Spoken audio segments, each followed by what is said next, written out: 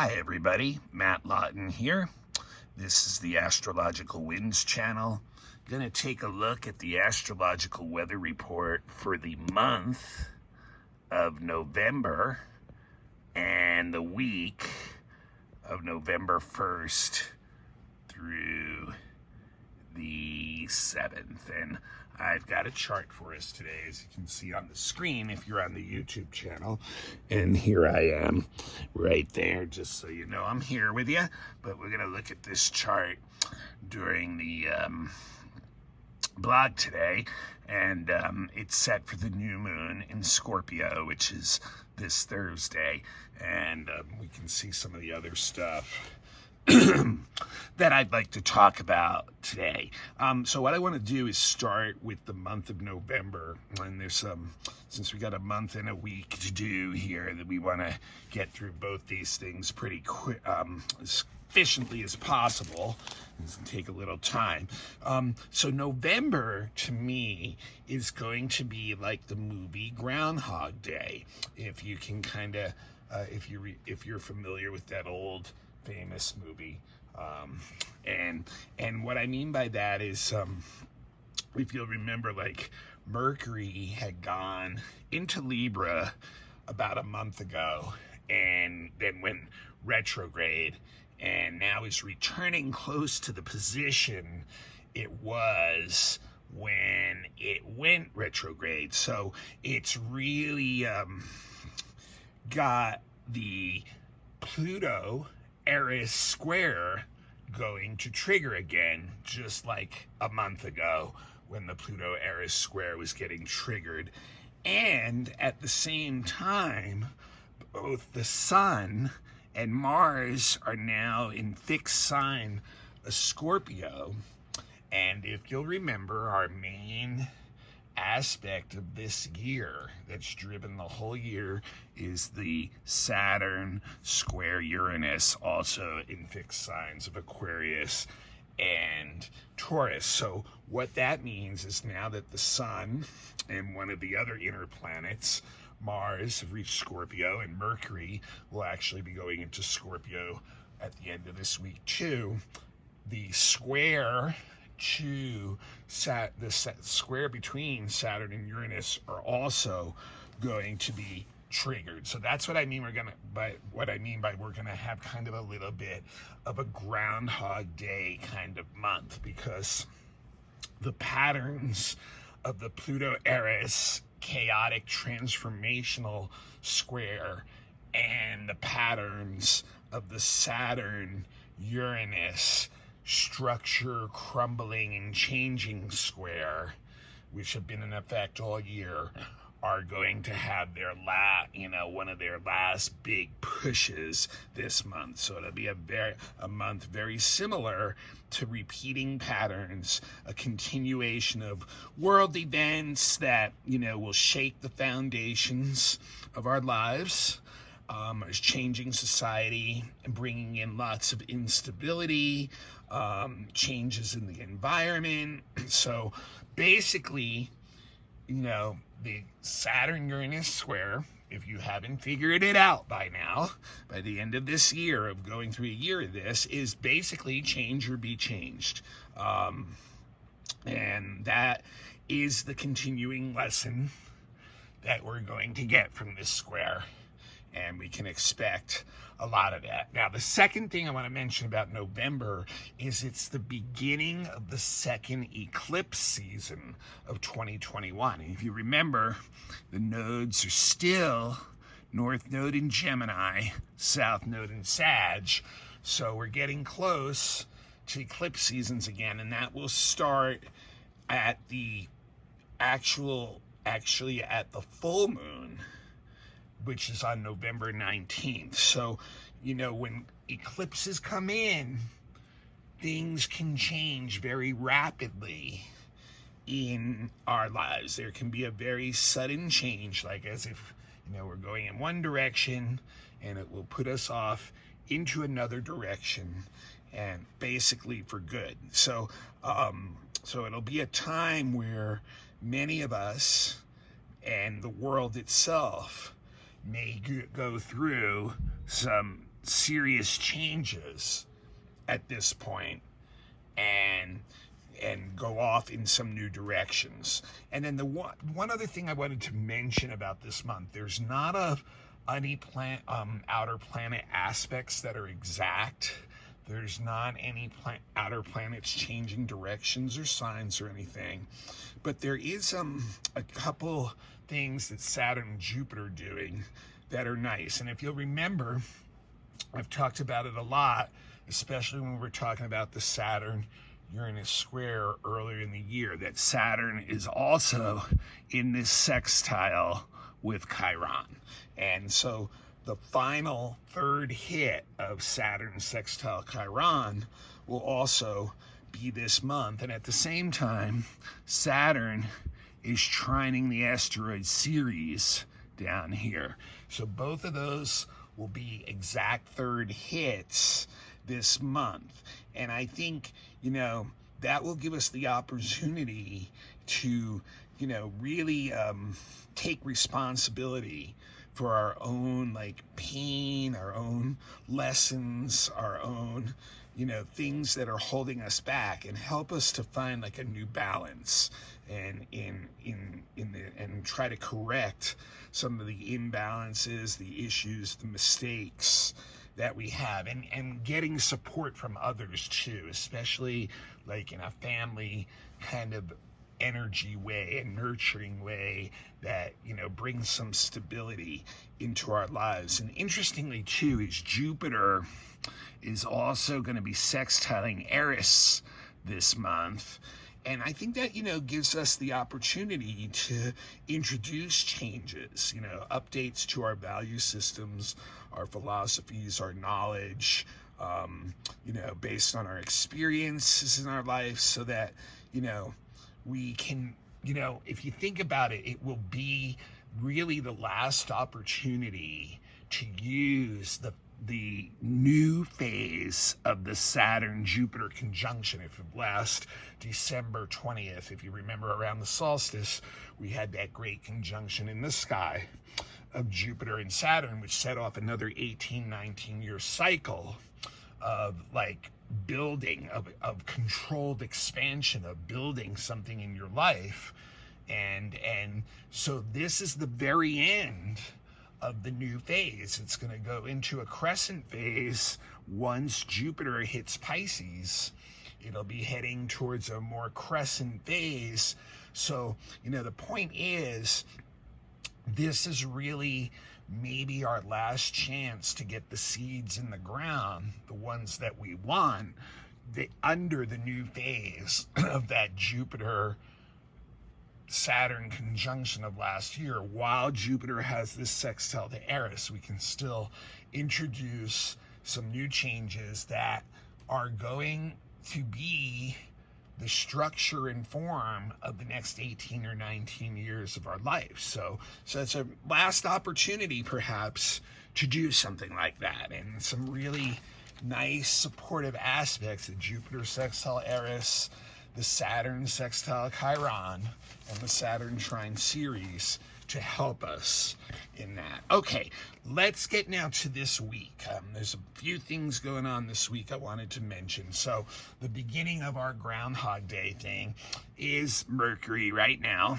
right here. Mercury at 28 degrees of Libra, really close to the end of Libra, but you can see it's opposite Eris, and it's 28 degrees. This is on Thursday, so we're on Monday right now. So Mercury is actually at 24 degrees on Monday, and it's exactly opposite Eris, the goddess of chaos, right now, and exactly in a T-square here with Pluto. So there's your Pluto-Eris square, Mercury locking into it. So, as in any other time, when one of the inner planets locks in to these outer aspects that are going on for months and months and months, that is a time of great acuteness of that energy. And so we're going to really see this week, especially from Monday through Wednesday, this very intense energy come up of the Pluto-Eris square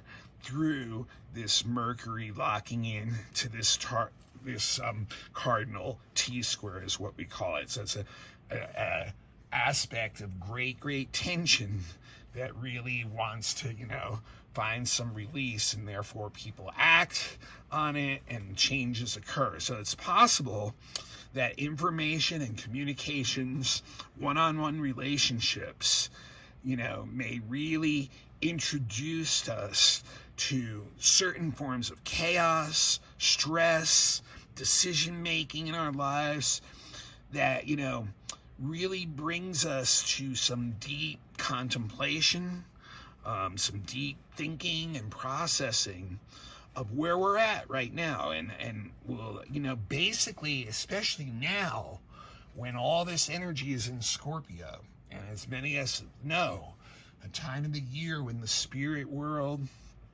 the underworld, the subconscious mind, the psyche below what's driving us is all very close to the surface. And so this Mercury locking in with Pluto and Aries is really a great time of the year to really see where we're at, to see, what from the shadow worlds, from our subconscious, is stimulating us.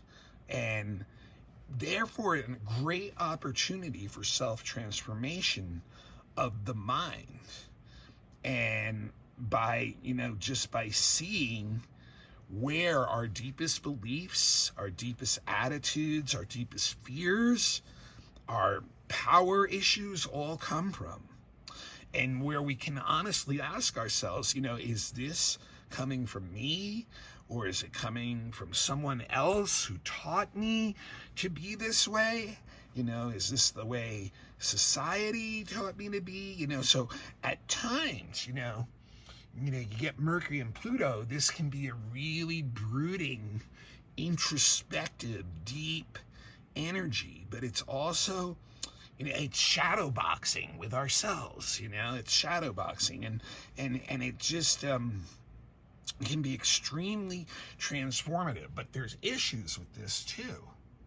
And the issues can easily be that we get into this very obsessive mindset where, our focus gets so narrow and obsessed that we lose the big picture. We lose sight of the big picture in our lives, in a greater societal or collective level.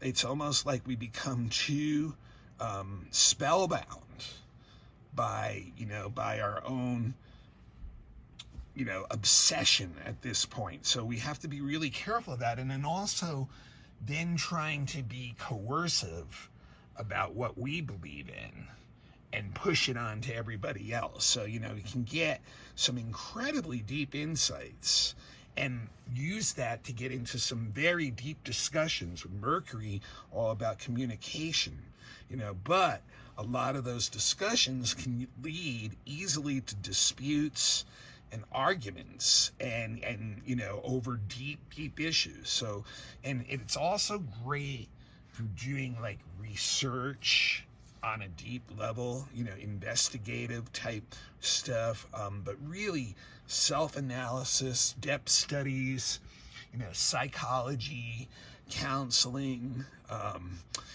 occult studies, anything that's a transformational practice for you is very potent under this. But like I said, also can bring up the intensity of seeing the shadow side of ourselves, the shadow side of others, the shadow side of society, and really bring a lot of chaos into life because of that. If we react in coercive, controlling, narrow, obsessive ways. All right, let's get to the new moon now. This is the second of three big things I want to mention for this week. So this is Thursday, and it's at 5:15 Eastern time in the United States. The chart is set for Washington, D.C., and this is a new moon at about 13 degrees Scorpio Scorpio is very, deep, penetrating energy. And this new moon is, as I mentioned, it's triggering the Uranus Saturn square. You can see it's exactly to the degree opposite Uranus, very tight, within 7 minutes of orb. And then it's also squaring Saturn, which is now moving direct and forward again in Aquarius. So once again, it's a T-square. Great tension. This is a fixed T-square, so it can be very intense, trying to break up stuff that is built up with great tension. And you can see that in society. We can really see this in many nations right now, including the United States, where there seems to be two sides politically, one of which identifies as being very nationalistic, conservative, what is called right-wing type politics, versus one that considers themselves more inclusive, more liberal with policies, or more what they call left-wing. So we can see, a lot of fear-mongering coming from both sides, power tripping, depths to new levels.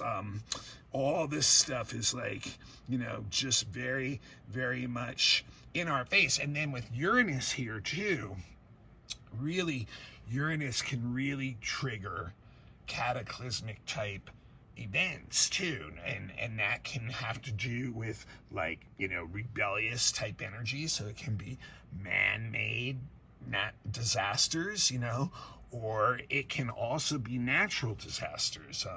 Uranus is also the ruler of natural disasters. But the thing is, Uranus is locked into this in a great tension. Many people in society, in the world, really needing changes. And, what Uranus can bring is very sudden changes, and changes that are upsetting. They can be, violent, and they can be destructive and catastrophic. And on a personal level, this really, with yourself and with others, it's really scorpionic energy with this new moon, so it's very deep, intense, from below the surface energy in your personal life. And once again, obsessions. And, and Scorpio is on that relationship side of the chart. So things like jealousy, betrayal, passion, intensity, transformation, rebirth, fears, dealing with your fears and insecurities, feelings of revenge. These are all things that, the Scorpio energy is all about. If we're going to be feeling them on a personal level, just from the Scorpio energy alone, but then, feeling like we're being blocked by people who we perceive as somehow an authority, or having some kind of authority over us in our life, and feeling like they're restricting us somehow. And then this energy of the Uranus really wanting to lash out at that and wanting to break it up. But to top all that off, the ruler of this new moon is Mars. Mars rules Scorpio, and it's just got into Scorpio too, which I mentioned last week. So this really doubles down on the passion and the deep motivation behind what we're doing right now, but people wanting to do that. There's this really driving focus to go for what we want for, to dive into changes, and this can be really positive. This can be a really positive time if we can stay away from the negative side of that Scorpio energy, of trying to be coercive, of trying to be manipulative, of falling into negative things about trying to control others because of jealousy and betrayal and things like that. But, this Uranus really shows that, situations that are stuck are going to be shaken up now. And it's a very contrary kind of energy. It's rebellious and it's individualistic energy. And people are going to take actions that can lead possibly to a lot of chaos and a lot of possibly even violence, radical change. And this is bursts of energy. With the Mars there, bursts of energy coming out. And like I said, Uranus can also bring a lot of surprising events. Individuals may act like lone wolf type things out of rebellion, and there can also be very quick changing larger events too. But that like I said, that Saturn is going to represent anything that we feel is blocking us, and one-on-one relationships, authorities, situations we are going to want to free ourselves from. And it could upset others, it could be, and emotions can be highly charged too because of the moon. It can be, and we have to be careful too of making impulsive decisions too, of like overreacting, but this is a time, once again, we bring in Uranus, a time of new connections, people that we normally might not be in our circle that can come into our lives and really stimulate it into a new direction, a new exciting direction that will help us break free of some of what that Saturn is in our lives. And even, remember, even if we can keep our cool, Mars can also represent rogue people who come into our lives and represent that kind of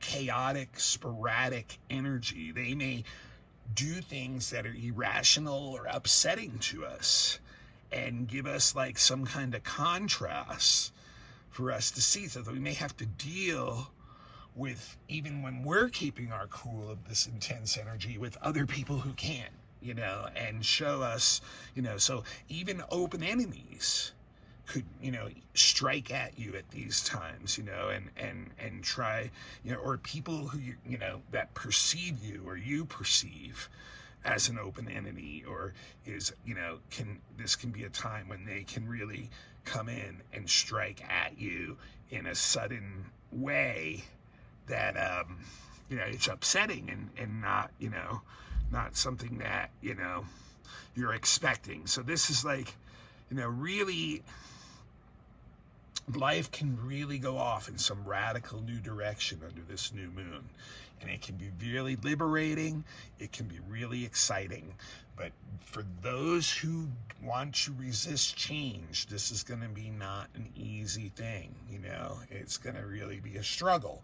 But remember, Saturn is in Aquarius, and it is direct now. It is in its higher octave sign. So it has recognized that change is necessary, that the system is not working as well as it used to.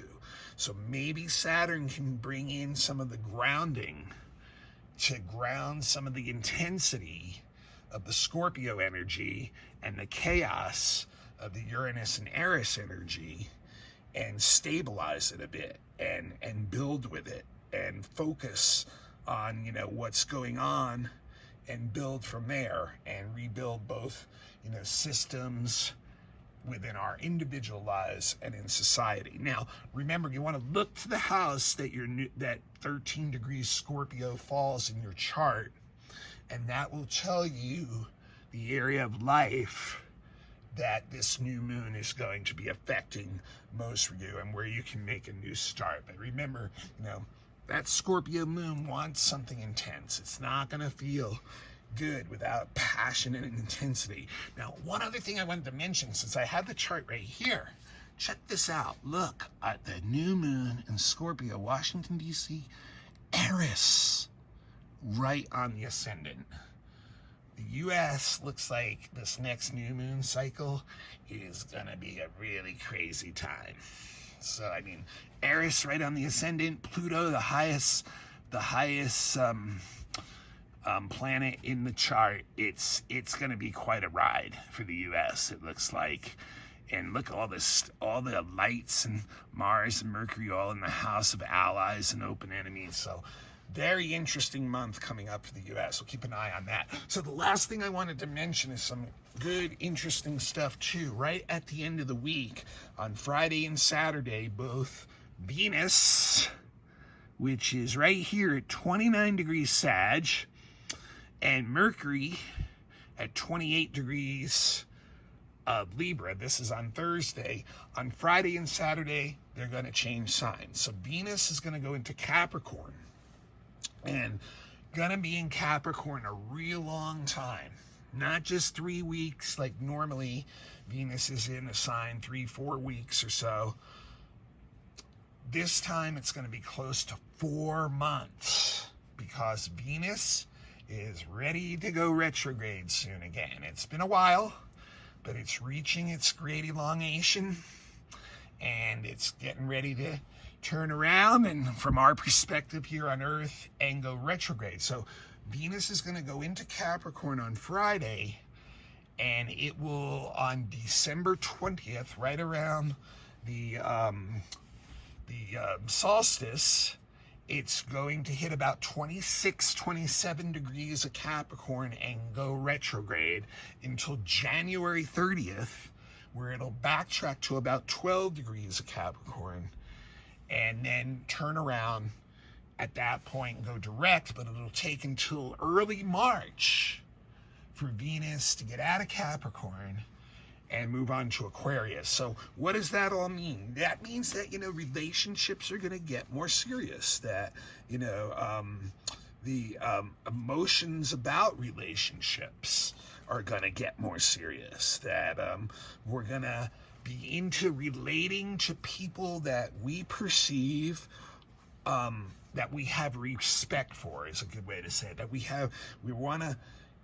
those are going to be the relationships that are important to us, for people that we respect because of their experiences, because of their wisdom, because of their knowledge, maybe because of just their age even.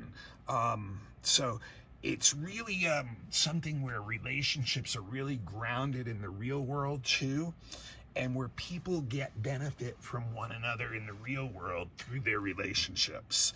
Now, the only danger of that is if you take that too far, and that's the only purpose that you have in the relationship, is what am I getting out of it? Like, can I use this relationship to get ahead? Kind of fall into that old Capricorn model of being like, can I end up higher on the ladder than you? So that's the danger of, but it's really good for business relationships.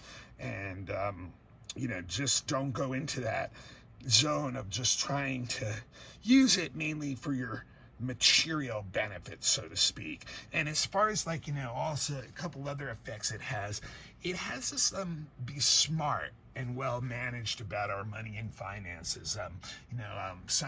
Maybe more conservative. We spend money on things that we need, but we still want them to be of better quality and useful.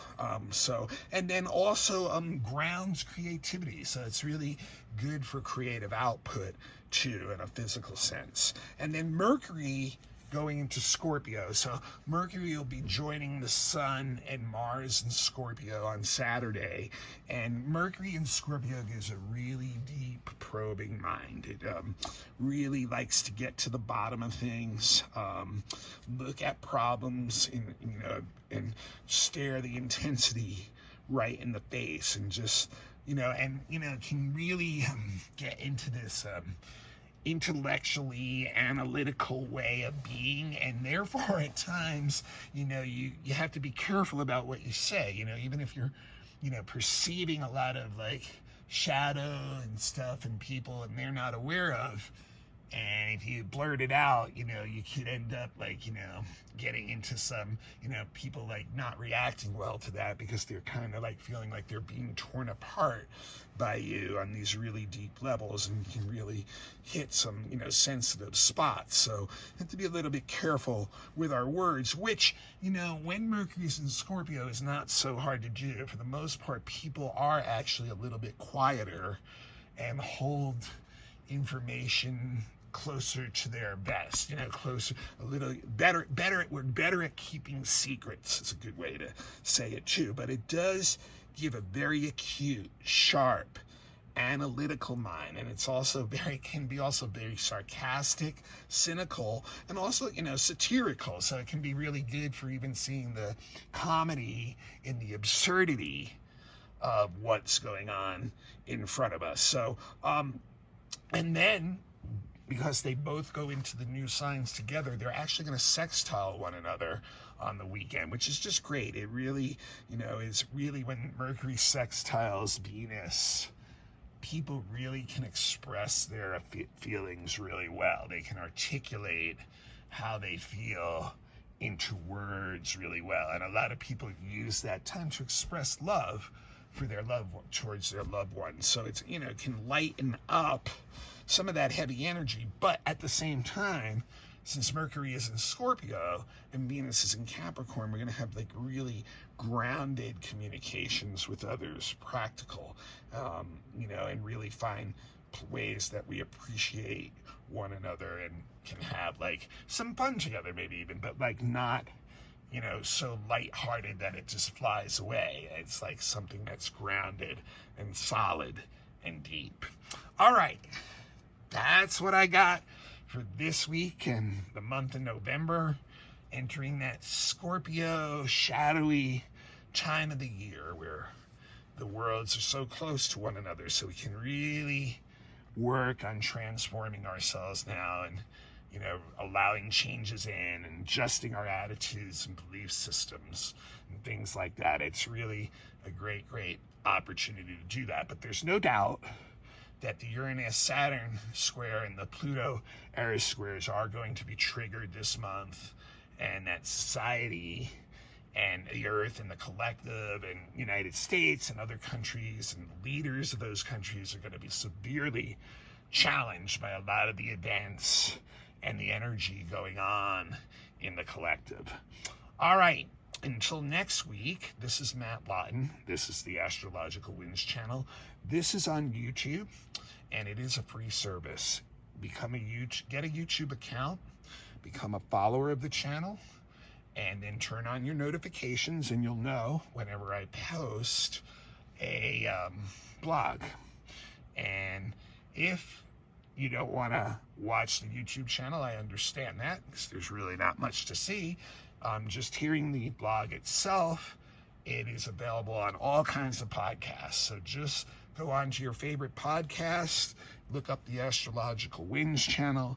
You should be able to find it. I post it through Spotify, and they distribute it out every week. I'm also, friend me on Facebook or follow me on Instagram. On Instagram, it's the Astrological Winds channel. On Facebook, Matthew Lawton. And I always post the link on those too. It's a free service. Please pass it on to others. That's the best way you guys can pay me back. If you'd like to give me a donation, please do so. Venmo handle is at Matthew-Lawton, or you can also find me on Zelle or PayPal. And even better, if you or anyone would like a professional astrology reading, I've been doing charts for over 20 years professionally. Natal chart is your birth chart. First thing I would suggest, every year do a predictive reading so you get your astrological weather forecast, and all kinds of other readings available too. Relationship, children's, elections, horary, astrolocality, things like that. So just get in touch with me for any of these services, or if you need to talk to me about anything else, lectures, classes, anything to do with astrology, just get me at my email, and that is MATTHUE matthure823@gmail.com. That's matthure823@gmail.com. All right, it's time for a week and month of transformation. See you at the other end of it.